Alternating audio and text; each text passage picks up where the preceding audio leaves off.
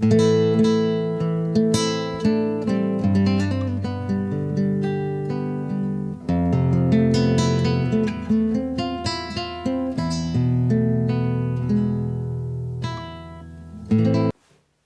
folks, this is Travis of Elston Equine Solutions, partnered with the Clopton Cow Company, and I apologize beforehand. I kind of got the flu, got the cold and so forth, so I'm inside the house and trying to recover. My voice sounds a little bit different, but we're going to go ahead and push away or push through the topic, which is the age-old thing I've discovered.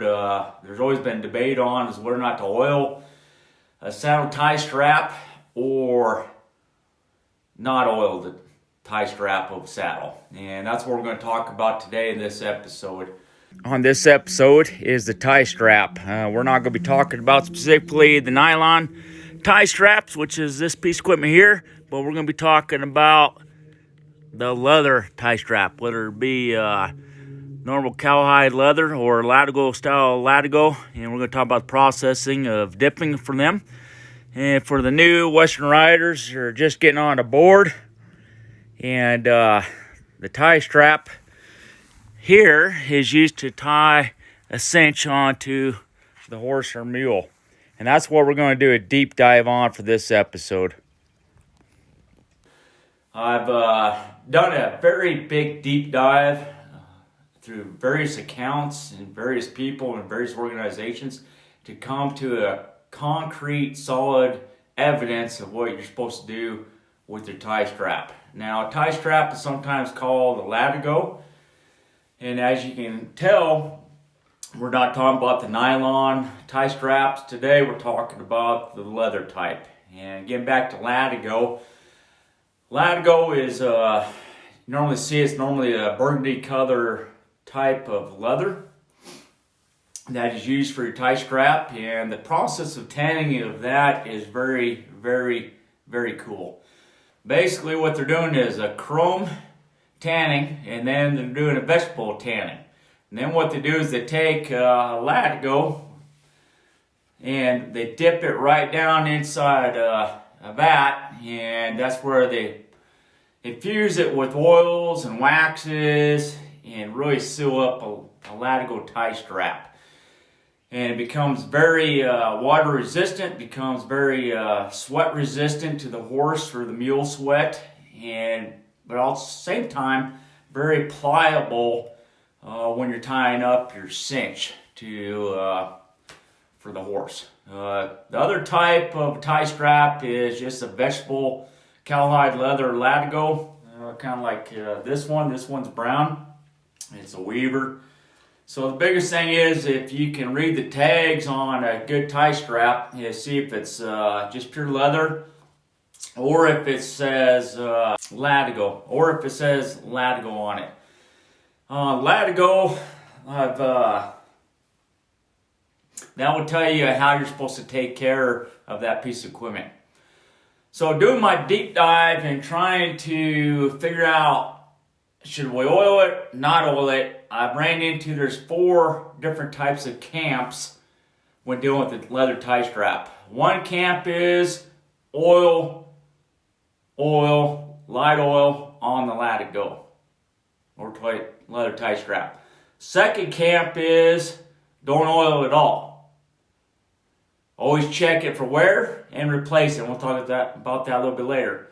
The third camp was just use a leather conditioner on it. And the fourth camp, which I call the extremists, were the ones that say use WD-40 on their tie straps. They say it makes it more pliable than it is and softer. It doesn't stretch. It doesn't wear out as fast. I don't know how much truth it is, just relating what they're telling me. Friends south of the border, they use donkey oil. I might have some people I know up Washington State, they highly recommend bear grease.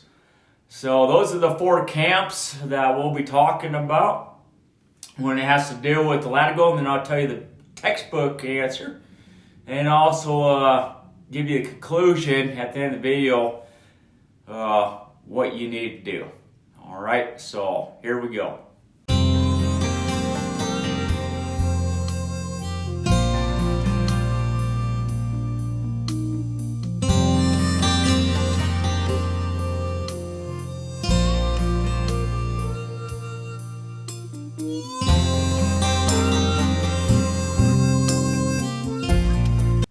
Okay, so we know that Latigo is chrome and vegetable tanned, and Latigo leather is used to make whips, make purses, saddles, you name it, they make it. It's a very good product out there. It's just not in the tie straps.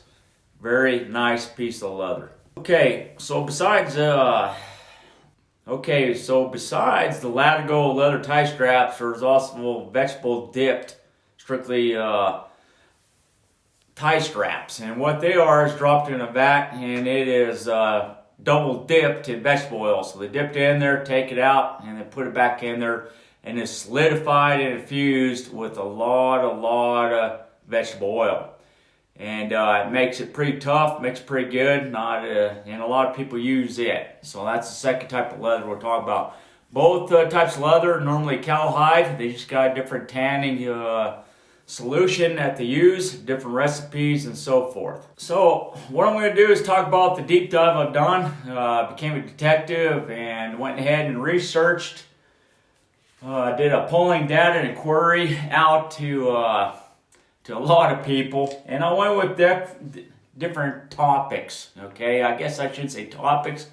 I went out to different professionals, and one of them was the clinicians out there that are teaching, because they are seeing they ride a lot, put a lot of mileage on a lot of horses. Okay, they also see a lot of students with a lot of horses and sees there's a problem out there. So I'll reach out to my clinicians. The second feeder that fed into this was the custom saddle makers. They are the top of the notch. They're the best of the best. They definitely, I definitely value their opinion on this subject. The third feeder I put in there was your Western saddle brands. You know, like Circle Y, McCall Salary, and so forth. And so I reached out to those folks. The fourth one I reached out to was your working cowboy and cowgirls, because they're definitely putting a lot of mileage on their tie straps. So I went and got feedback from them.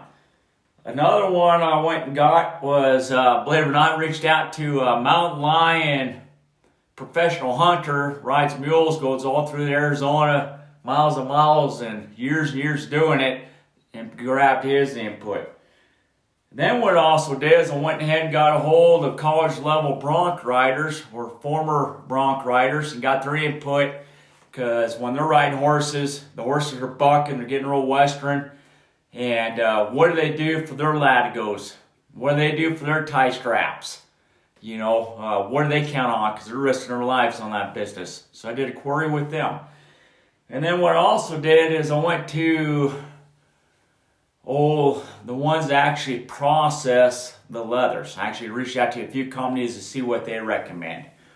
And so when I do this, for horse clinicians, I had 3 that lightly oiled their tie cinches. 1 was no oil, and 1 said use conditioners.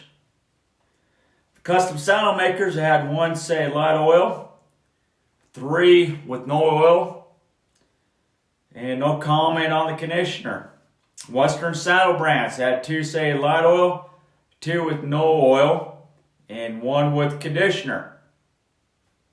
Working cowboys and cowgirls that I did a poll on, actually there was 5 that said light oil. No comments on the others. On the saddle bronc riders, had lightly oil on 1, no oil on the other 3. The professional lion hunter, he said conditioner. No comments on the others. And then when I went to the actual processors, okay, basically it said with the Latigos, you don't have to put any oil on it, because it's already infused with what it needs. Just put conditioner on it or none at all. Same thing with normal leather, okay, the vegetable, just put conditioner on it. So that's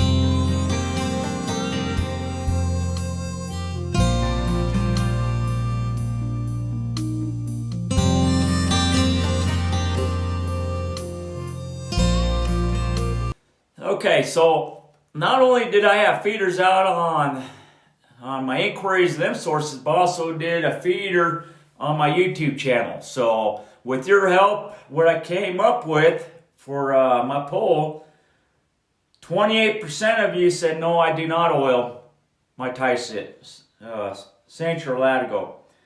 And then 72% of you said yes, I do. So with all them facts and all that data put together, it was pretty interesting. Very, very interesting. Okay? So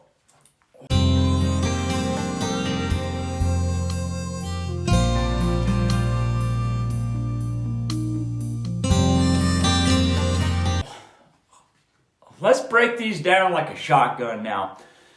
Common sense is you've been taught that every piece of leather on your saddle you should oil, heavily or lightly oil. Okay? Always been taught to lightly oil your saddle with neat foot oil and so forth. Now that specific type of oil has been around for a long, long time. You know, based around Civil War periods. Very sturdy, heavy leather. So the school of thought has always been take your oil, lightly oil. The school of thought has always been to lightly throw a coat of oil on your saddle, every part of it after you cleaned it. And a lot of people didn't think about it, and they just did their tie strap as part of daily business. So that's how that came about. So the second camp that we're going to talk about is no oil. So the second camp that we're going to talk about is no oil.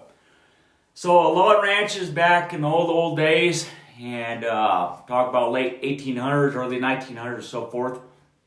And talking to one of my good friends, Bob Brenner of Pikes Peak Salary, when he was a young guy growing up, and family had a lot of ranches up in Colorado. And this is the way my family did it too, up in Montana, is they never oiled their tie straps.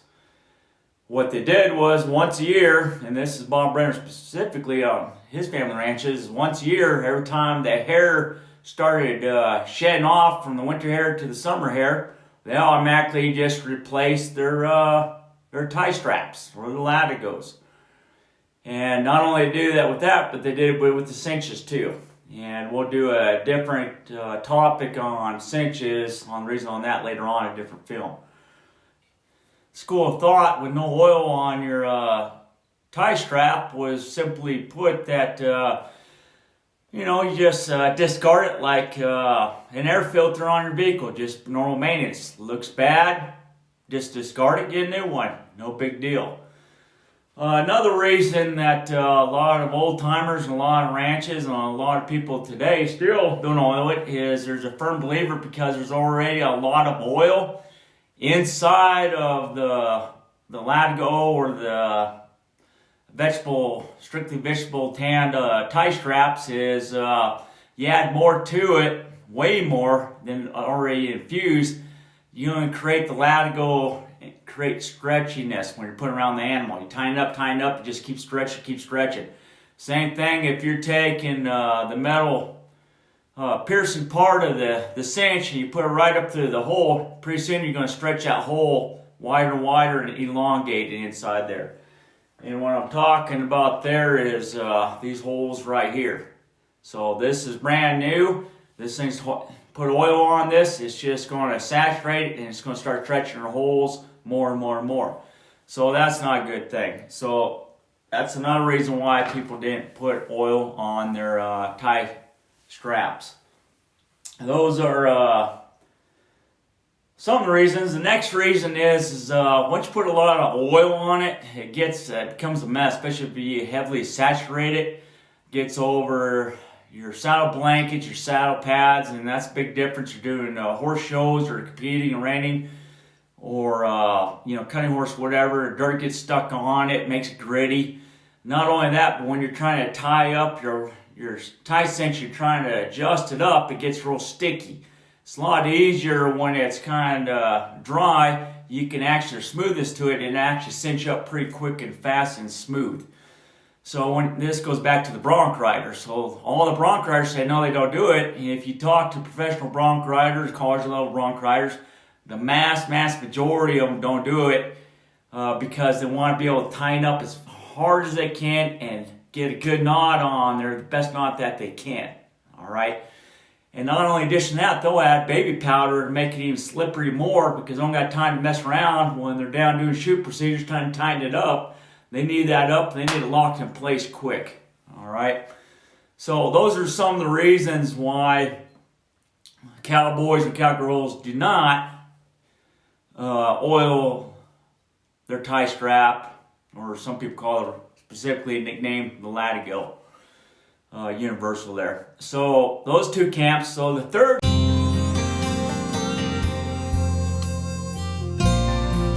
now I'm going to have to kind of throw myself underneath the bus here. I was going to a saddle bronc riding school, and I was down in Missouri, and I was checking all my tie straps and on my saddle, what I was going to compete with and so forth are in the school. And I tug on one, doing my inspections on the tie strap, looking down, see some cracks, so I'm like, pull on it, and it breaks. It's like, okay. Matter of fact, I know I've used this saddle for a while, so it's been a couple years, so I'm way past yearly change out, so let me go ahead and replace that tie strap. So then I grab the other side, because I like to put tie straps on both sides of my saddles, and you check out my videos here on this YouTube channel, reasons why. So I go ahead and I pulled on that one. I pulled hard and put my leg up on a wall, and I'm jerking. Nothing happens to that tie strap. I don't oil them. And I didn't do my yearly maintenance on it. And so I figured hold, it'd be good to go. So it's my time and my turn to get into the chute and mount this bronc. And I get on top of the bronc and nod my head, and we're off. And I'll be darned if the offside tie strap broke, and my saddle was about 12 inches up off this bronc's back, and I'm just going up and down on it. But believe it or not, I rode it for 8 seconds, and then I had the pickup man come up beside me, and I'm reaching over, and my saddle, because I reached over it, I couldn't grab him, and my body twisted, and I just went like this and grabbed the fence and got off. I did make the 8 seconds, so after that, the rest of the rides, I didn't make the 8 seconds. So that's kind of throwing myself underneath the bus story. So lessons learned. Once a year, replace it. Even if you give high tugs or hard tugs on it, still a possibility after a year that it ain't worth a hoot. Okay. So definitely do your change out on it. No different than the vehicle. Some of the maintenance on the stuff there. Okay. So that's my story. It's kind of like that song. That's my story, and I'm sticking to it.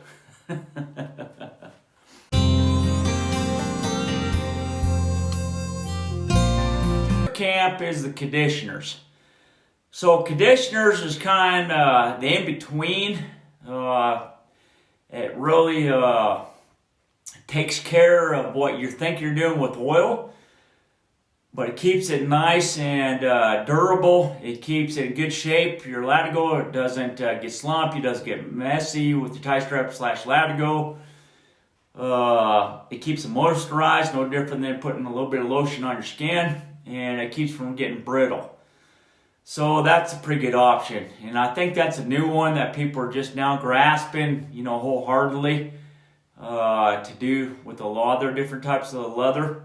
It's been around for a long time, but that is the third camp. And the fourth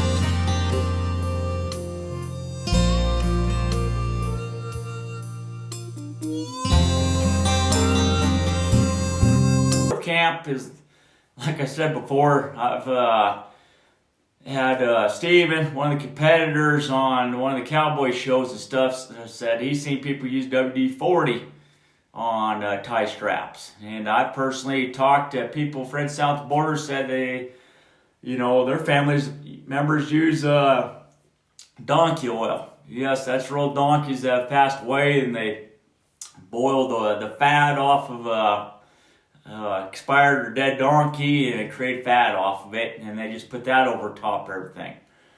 Same thing with up in Washington State. I know a few cowboys up there that use bear grease. Bear's pretty plentiful. There's actually a company out there that you can actually order, Fur and Hide, you can actually order bear grease from and place it over, and that's what they recommend.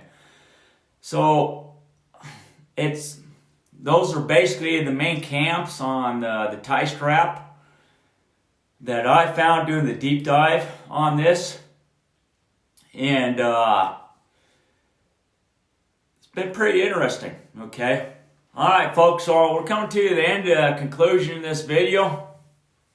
And before I tell you what the end results were on the polls, I just want to send a special thanks out to everybody that answered my inquiries, took the time out of their busy days, whatever they're doing, to answer my questions so they can ultimately help you.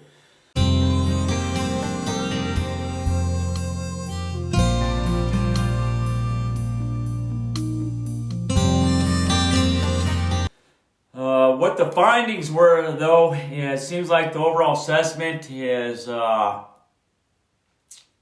technically, by the book, it's good to use leather conditioners.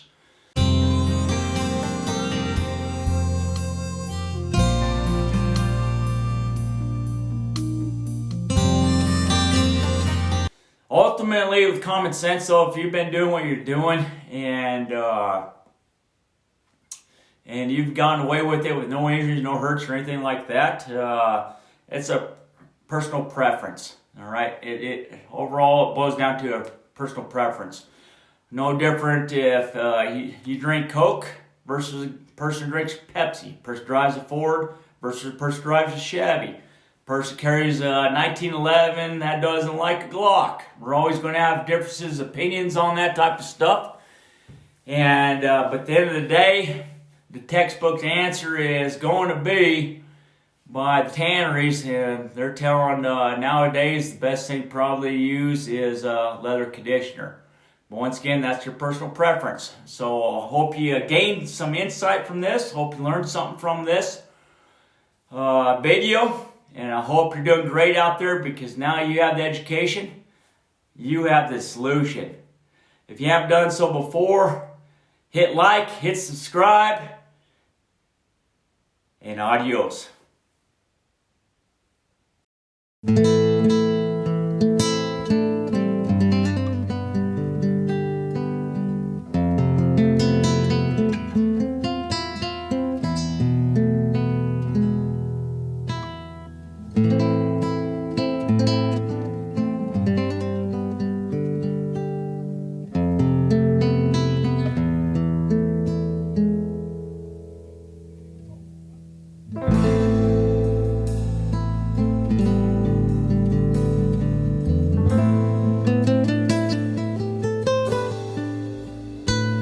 I come from a family of horsemen, ordained to the saddle at birth.